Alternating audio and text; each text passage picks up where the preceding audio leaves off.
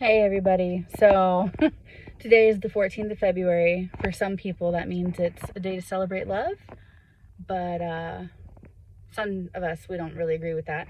Don't mind my hair. It's from the pool. I just got out, and that's kind of the message that I want to give here for one of these first videos about love, which is mostly at the end of the day. Well, it's fully at the end of the day what this channel is about, but a lot of the topics we talk about will circle back to that or be on that subject, even though some of them will circle around to it talking about a lot of different other things, or things that don't really look like love or feel like love. But that being said, I came out of the pool and it was just so glorious in there. Oh my goodness. It's Friday afternoon here in 2025, and this particular Valentine's Day, I went to the pool and there was not a soul in there, at least for quite a while. So I put my music on the side of the pool, thinking about one of my loves, who it's the first year without him here in the flesh.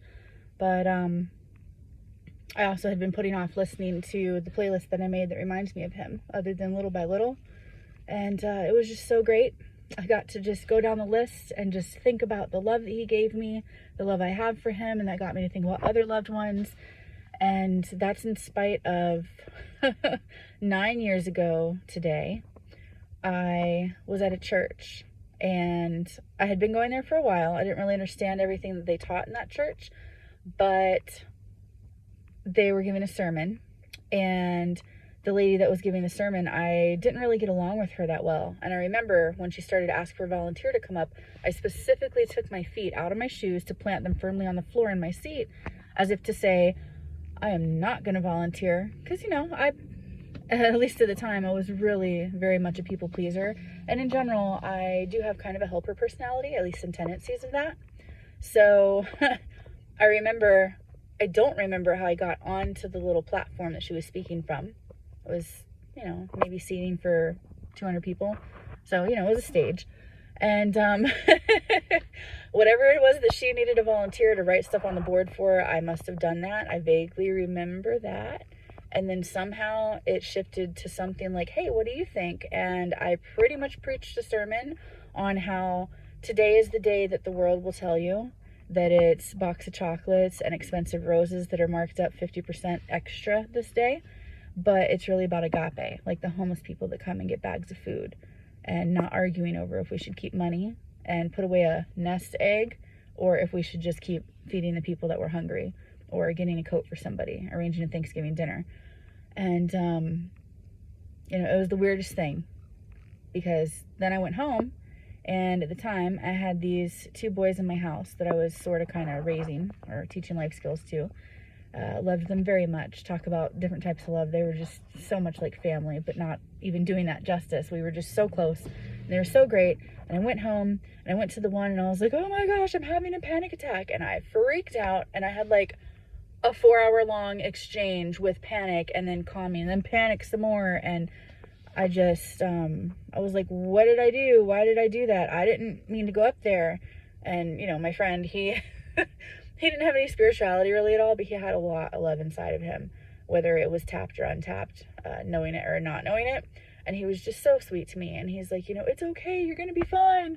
And I remember I made a pact with him that day because I was really down in it. And previous to that, I had been suicidal pretty often. That was like a state of being for me on the regular.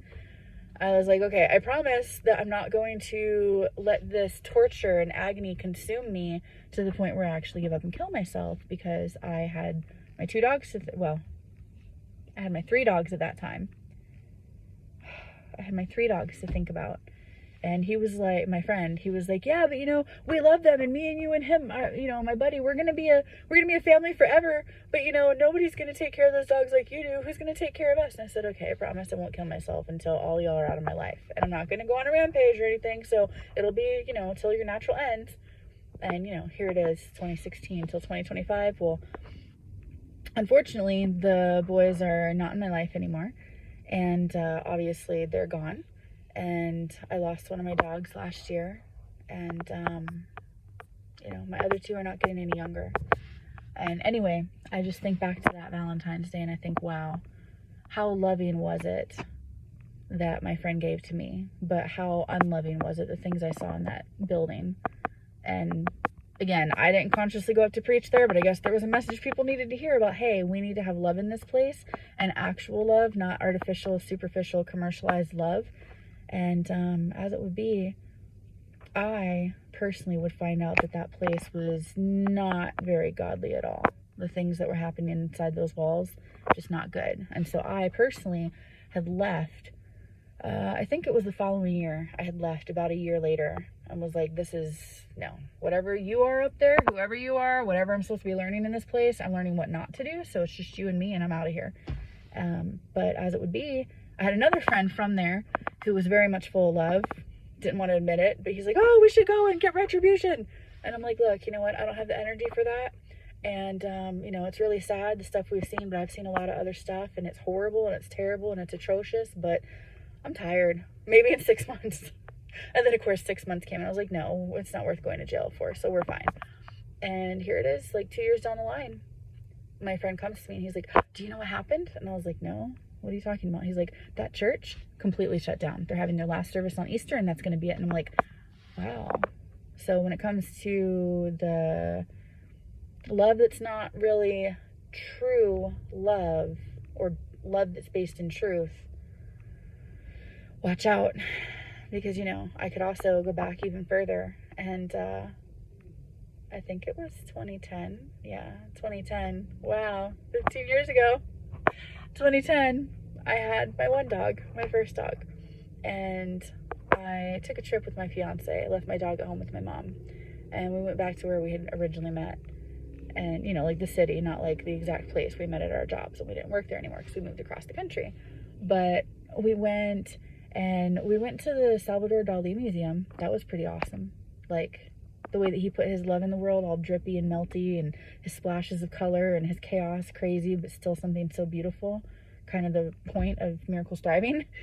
That was really cool. But then we were on our way to dinner, and my now ex just kind of pulled over on this crappy little highway.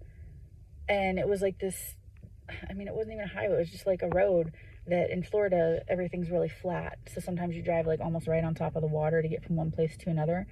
And so he did that, and he pulled over at this crummy little, not even a beach, it was just, you know, at the bottom of the little ramp. When you pull your car over to the side, because you're literally on top of the water, there's sand instead of dirt, so it's a beach.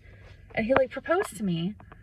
Come to find out later, he proposed with a fake ring, and he wound up being somebody that would go on to cause a lot of chaos and agony and terror in my life, which you guys will hear about sometime later when I give a little testimony about when God crumbled your life down around you. But yeah, it was funny because I had previously told him, don't ask if I want to marry you. And, you know, a couple years went on, I was like, okay, I'm to the point where, you know, you're a little older. I had to grow up a little bit more. Yeah, I'm ready. If you wanted to ask me to marry you at any point, marriage would be on the table. But don't do it on my birthday. Don't do it on a holiday. So what does he do? He does it on Valentine's Day, of course. And then about a year later, I don't think we celebrated Valentine's together that year at all for 2011, because on the 5th of March, he wound up saying, that's it, I'm done, I can't do this, and he left me. And I thought that was the bad part. So anyway, it was just a wonderful, lovely gift that I got today to be here in the pool and get my pool hair and to come talk to y'all and just say, look, it's not the most glamorous thing ever. And, you know, the world will tell you be this, be that, buy these things. And that's what love and happiness and joy are all about. But really, it's not.